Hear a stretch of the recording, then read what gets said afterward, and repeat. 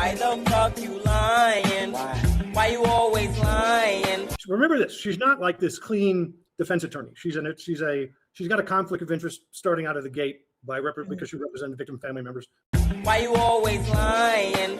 Absolutely false. She never represented any family members of any victims. That was hashed out January 27th, 2023. No conflict of interest was found. She explained how because she was the head of the public defender's office in Kootenai County, that her name appeared on all the letterhead. But it was actually attorneys underneath her who had represented Kara, not her. She had never even met with Kara. Whoever is saying that has no idea what a chain of custody is and what the barcodes are for. The barcodes are for locating the item on the shelf. It has nothing to do with the chain of custody. So the idea of the barcode thing, that's anybody who's talking about the barcodes as being a chain of custody, they are a functional illiterate when it comes to forensic science and evidence, custody of evidence. Why you always lying? And Turvey is wrong yet again. Both Moscow Police Department and Idaho State Police use a barcode system for checking in and out evidence, and it's more than just telling you where it's located.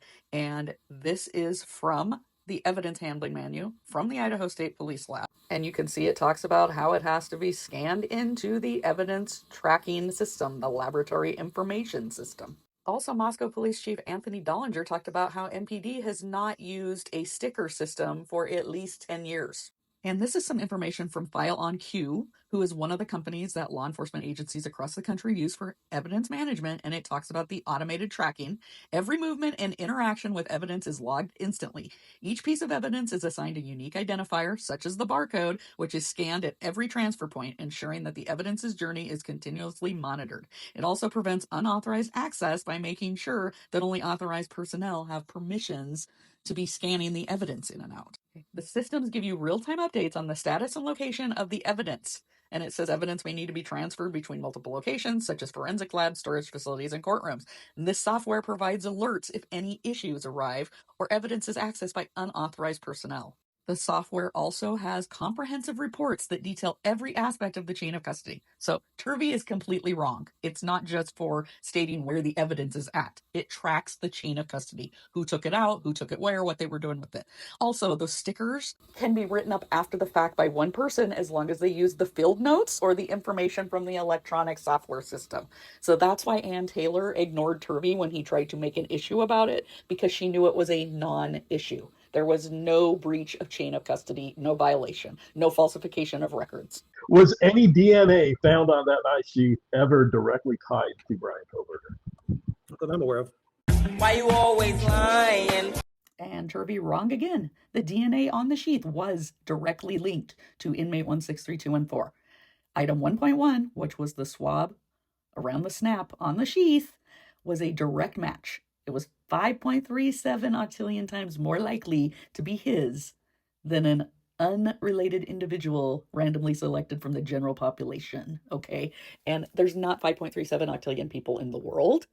So those odds, that's what you call a statistical match, okay? And this was from inmate 163214's buccal swab taken upon his arrest. It was a direct match. So Turvey is a flat-out liar. The other issue of the testing of the DNA on the sheath, which is about on the clasp, which was done at the lab in Texas, I think. The initial testing.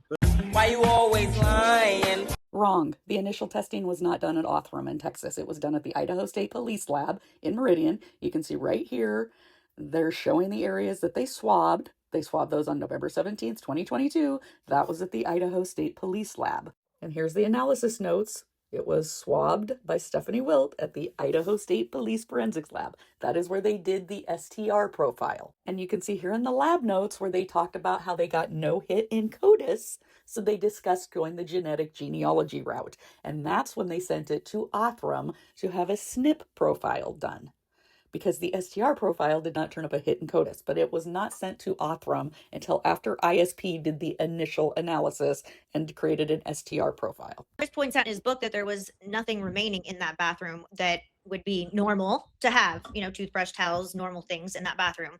Does that point to any? It's more than that. Yeah, it's more than that. So going to that, every other bathroom has floor mats, toilet paper, garbage, dirty clothes, towels, bath products. You go into that bathroom on the first floor, There's nothing. I mean, there's some shampoo and conditioner, I think, in the shower stall, but there's no garbage. There's no toilet paper. There's no floor mats. Everything's gone. Everything you expect to be is gone. And that's a bathroom that's being used by other people. Why you always lying? Well, let's see. It was more than a few bath products. You can see shampoos, conditioners, body wash. You can see a body scrub. You can see where the body scrub left residue in the bottom of the tub. So that wasn't even cleaned up. And oh, what's this? Towels and a bathrobe. Oh my goodness. I thought he said there was no towels. And what do I spy with my little eye? A garbage can. Okay, so the thing with this bathroom is only Bethany was using this bathroom, and it was also a guest bathroom. So when people came over. And the other bathrooms had, the second floor had Dylan, Xana, Ethan using that one, and then Kaylee and Maddie on the top one. And obviously, Bethany's not going to have as much stuff by herself in the bathroom as multiple people sharing the other bathrooms will. So this is not unusual. And as far as the toilet paper roll, I imagine, I mean, we don't know for sure unless we ask Bethany, but I can imagine that it ran out. She figured she'd refill it in the morning when she went to the bathroom. And then, of course, all the things happened overnight. So it's not unusual, especially in a college house, to not change the roll out immediately. In that bathroom, not clean. I mean, there's a White Claw can in there. There's garbage on the floor, not clean. So them trying to present it as some area where the perpetrator cleaned up and that it was immaculate, no. But then you add that to the fact that there's a bracelet found on the floor in the bedroom to the right. You walk into that bedroom, you walk into that house on that with a stairway to the left and the bathroom in front, and there's a bedroom to the right. And in that bedroom, on the floor, police identified and photographed a bracelet that had blood on it. Why you always lying? So that bracelet, that's not blood, okay? Blood doesn't dry a light pink like this. This is clearly from like a Borg or a spilled beverage, and you can see where beverages were spilled on the floor. No blood was found in the first floor spare bedroom. In fact, no blood was found anywhere on the first floor. So not a bloody bracelet. They claimed that they saw one of their friends unconscious in their room. Well, each of the two rooms has two people in it with blood everywhere. And the idea that they could see the person non-responsive and not see the other dead person next to them and the blood everywhere is sort of nonsense. So why you always lying? Okay, so this is the view that Dylan had as she was going from her room to go down the stairs to go to Bethany's room. There is no way she could see Ethan from here. The bed is clear over near the window to the left of the door. So there was no way she could see Ethan. And Xana was only partially able to be seen from where Dylan was. She didn't see her whole body. And also, in order to have seen Maddie or Kaylee, she would have had to go upstairs, which she didn't. So that is a big lie that Dylan would have seen all of the victims and also would have seen the blood. Because honestly, from down that view from the hallway, if you're going by quickly to get to the stairway, you're not going to see the blood. She said she only saw the very top of Xana's head and her legs. And also remember, Xana was on a black throw rug. So the blood would have absorbed into that anyways. I get it. And it was deliberately placed after initially being found on the floor. That's not me saying that. That's the police report saying that and the photograph saying that. I'm not disclosing anything secret here. This is exactly what the narrative has shown. Why you always lying? Okay, he's maintaining that the sheath was found on the floor, and where he's getting that is from this handwritten note. Now, we do not know the authenticity of this note because it did not appear in any of the document drops. It was given to Anjanette Levy and some other journalists by Christopher Whitcomb. Some of them have said Talbot wrote this note. That is not his handwriting from looking at other documents that have his handwriting. It appears it was somebody that was making the list of evidence, and it looks like an honest mistake when they put that was on the floor, because you can see they had already crossed out Sheath. And they had third floor bedroom, and then they had done the little quotes for the next thing being third floor bedroom. And it looks like they were meaning to say third floor bedroom because it says next to Vic. Well, if it was on the floor, how could it be next to victim 3? Okay. Also, all the photographs of the sheath show that it was on the bed. And Ann Taylor, in one of her motion and limine filings, stated that it was seen on the bed on the body cam of one of the first officers to arrive at the scene. Now, Turvey and Whitcomb have both claimed it's not seen on body cam. Well, that is absolutely false because Ann Taylor herself, who has seen the unredacted body cam footage, said it was on the bed next to Maddie. So, another big fat lie by Turvey and Whitcomb. State's own autopsy reports come to these conclusions. This isn't me. I didn't do the examination. The autopsy reports make it very clear. Multiple methods of killing, multiple weapons. And multiple stabbing weapons. That's right. One that's one-sided and one that's dagger, which has got 2 sides. Did anybody test or try to determine whether a K-bar knife was one of the weapons? Not that I'm aware of. There's no evidence that a K-bar knife was used in the commission of these crimes. Why you always lying? All right, let's look at what Veena Singh said after she completed the autopsies, because she did not say that there was 2 knives, including a double-edged knife. She just said there was a single-edged. She said that the weapon used was not serrated, it was single-edged and very sharp. And then Danny Vargas, along with Bill Thompson, Ashley Jennings, Jeff Nye, and Ingrid Beatty, met with Dr. Singh and had photos of the victims and had her describe the shape of the weapon which would have caused the injuries. I removed the K-bar knife from the sealed package and showed it to Dr. Singh.